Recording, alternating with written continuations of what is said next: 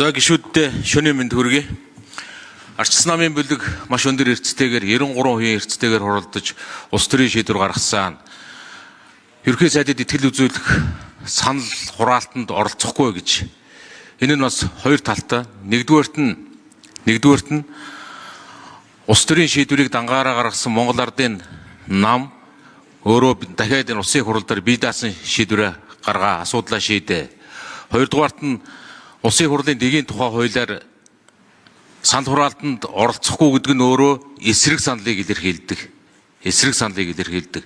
Гэхдээ бас нууц санал хураалтанд гэдэг агуулгыг бас ярина лээ. Гэхдээ энэ ямар ч тохиолдолд оролцохгүй байх нь агуулгаараа эсрэг саналыг илэрхийлж гэнэ гэсэн үгээ.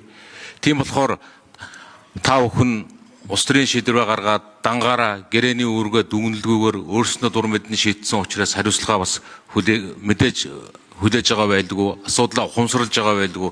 Арчсан намын бүлгийн гишүүд бүлгийн хурлаас гаргасан улс төрийн шийдвэрээ дагаж энэ удаагийн хуралдаанд оролцохгүй бас бүлгийн гишүүдийг энэ санал хураалтанд оролцохгүйгээр Чулууны тамхиг бүлгийн хурлын шийдвэрээ дагаж орхин гарахыг хүсье.